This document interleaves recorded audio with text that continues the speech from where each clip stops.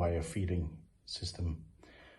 On the image in front, you can see the initial setup that we are using today, with on the left the work stand with handpiece, in the middle the USF-1000 power supply, and on the right side you can see the solder wire feeding unit itself with the push button that we need to trigger the feeder.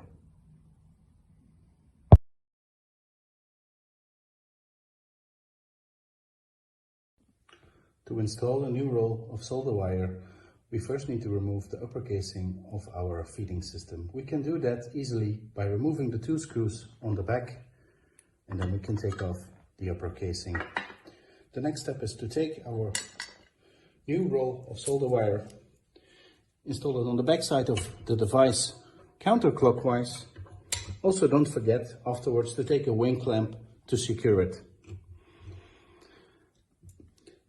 The next thing to do is to take our solder wire feeding tube, the corresponding one of course, and then install it on the front side using the upper black screw. Then we're going to release the tension rolls with this handle here, and we can take our cord wire and we can guide it through the feeding device. It might be necessary to modify the tension. We can do that easily with the screw on the right side. With one twist we can increase or decrease the tension with 8%. Depending on the diameter size, you will need to have tension between 15 and 100%. Also, don't forget to put back on the upper casing afterwards for security purposes.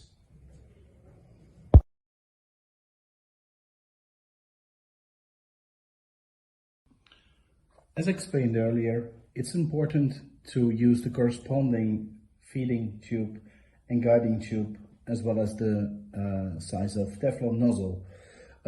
This depends of course on the diameter of solder wire that you are using.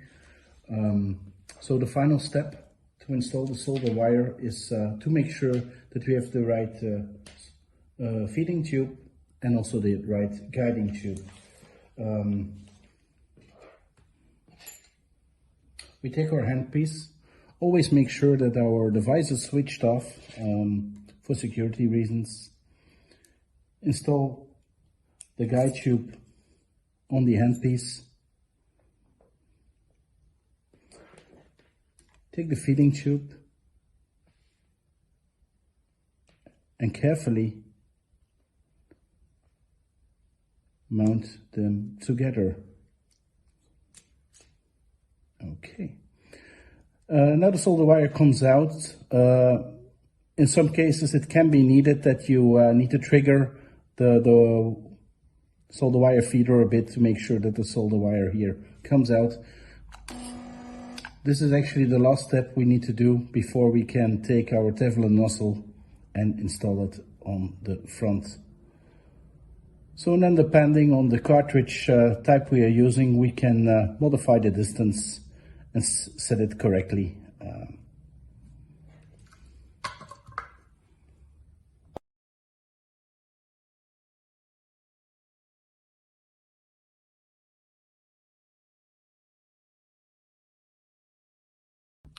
The Metcal solder wire feeder unit is actually quite straightforward in use. To switch on the device, you press the button in front.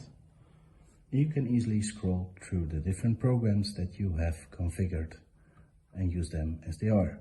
To access the programming mode, you press and hold the button rapidly. You enter the password. To move to the next digit, press the button rapidly to move on.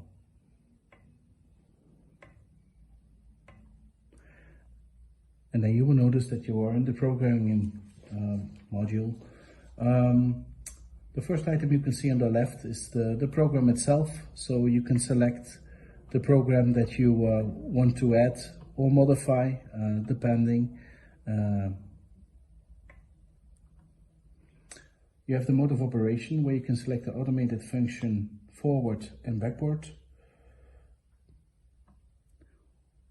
We have the forward feed giving us the distance of the solder wire that comes out. This has to be within a range of 0 to 200 millimeters. We also have the backward function, which also has to be between 0 and 200 millimeters. We have a delay function that can be programmed between, let's say, 0 and 10 seconds. A count function showing us the number of feeds that has been performed within this specific program. Then an important function, of course, is the speed, which has to be between 0.5 and 100. And then the last item we have in the program is the unit of measure, and there we can select millimeters or inches depending on your needs. To save all the data, you press and hold the button for a few seconds, and then you will see a screen updating, and you'll come back in the main menu.